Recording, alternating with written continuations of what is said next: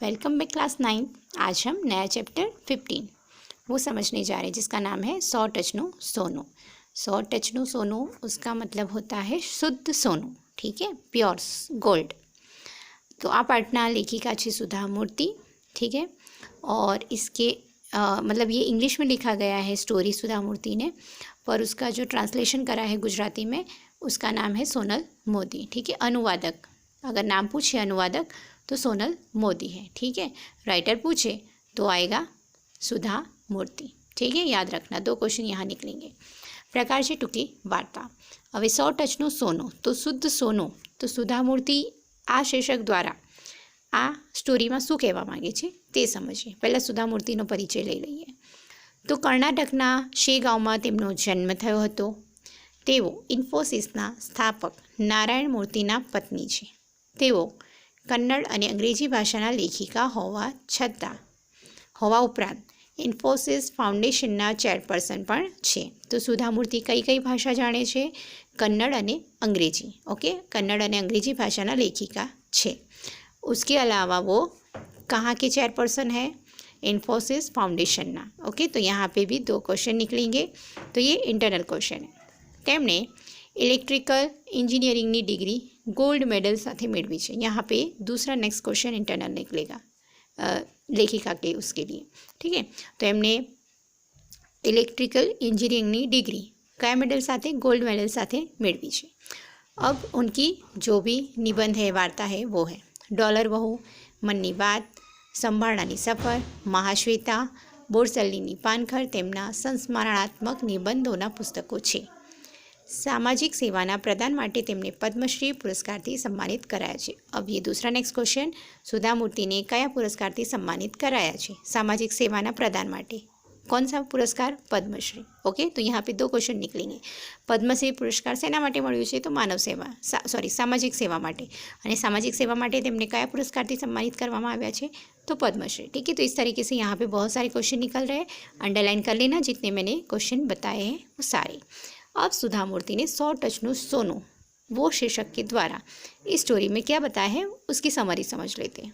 तो यहाँ एक गरीब विधवा कुटुंबમાં ભણતરનું મહત્ત્વ સમજીને મહેનત મજૂરી કરીને પણ પોતાના દીકરા અયપ્પાને ભણાવે છે। તો यहाँ कैरेक्टर कौन है? मेन कुटुंबમાં, ठीक है। ये वो एक माँ है और अयप्पा वो उनका बेटा है। तो कुटुंबમાં ने किसकी वैल्यू समझी? पढ़ाई की, भणतरनी मतलब शिक्षणनी, ठीक है।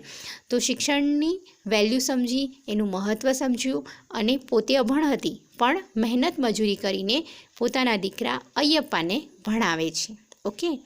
જે દીકરો ભણતરથી આગળ વધી अनेक होटल नो मालिक बने छे। तो उसने भी गरीबी देखी, अपनी माँ ने उसको कैसे पाला पोसा है वो भी उसने देखा है, इसीलिए उसने शिक्षा का महत्व समझा, अच्छी शिक्षा ली और आगे जाके बहुत सारी होटल का मालिक बना। तो एक गरीब माँ का बेटा कैसे आगे जाके सफल होता है, कैसे सक्सेस हासिल करता है, तो ये सारी स्टोरी इसमें बताई है। ने अंते ते बधु पोताना दीकराने सौंपी कुटुंबमाना बोल पर पोताना वतन गाम आवी शाळाओ बनावे छे, ठीक है।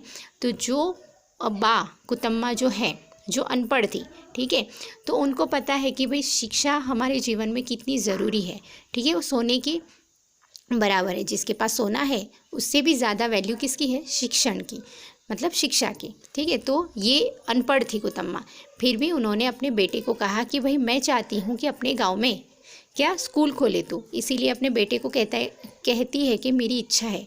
इसीलिए उनका बेटा अयप्पा अपने बेटे को जो भी कारोबार उसका होटल का सारा सब कुछ था वो होटल का सब कुछ कामकाज सौंप कर देकर वापस अपने गांव अपनी माँ के पास आता है और वहाँ पे बहुत सारी स्कूल बनाता है। तो ऐसी एक बहुत अच्छी स्टोरी यहाँ पे बताई है।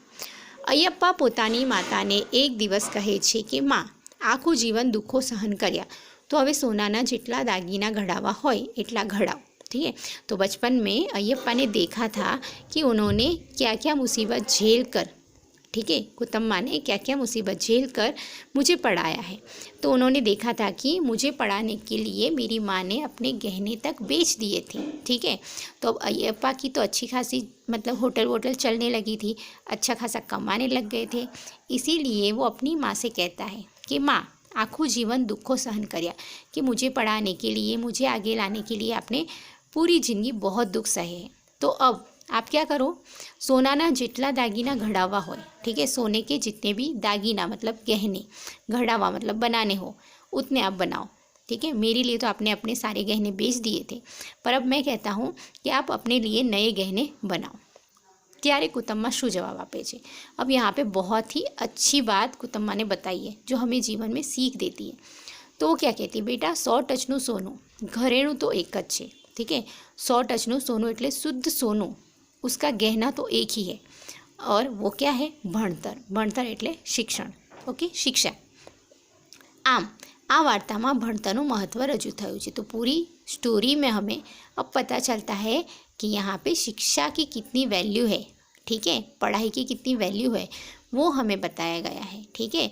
तो जितना भी शिक्षा हम हासिल करें वो हमारे लिए ही बहुत काम आता है जीवन में हमें। तो आज ये स्टोरी है, ठीक है। यहाँ पे जो सुधा मूर्ति ने जो बताई है वो उन्होंने इंग्लिश में लिखी थी। तो मूળ अंग्रेजीમાં લખાયેલ આ પ્રસંગ સંભાળાના સફરમાંથી લેવામાં આવ્યું છે। अब यहाँ पे एक और नया क्वेश्चन बनेगा, ठीक है।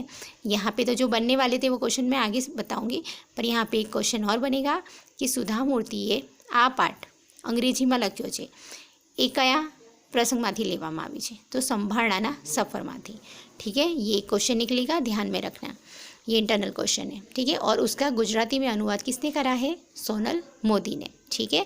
तो यहाँ हमें समझ में आ गया कि 100 टचનું सोनू वो सुधा मूर्ति उसकी लेखिका है, और उन्होंने इस स्टोरी में कुतम्मा के पात्र द्वारा यहाँ शिक्षा का महत्व समझाया है, ओके।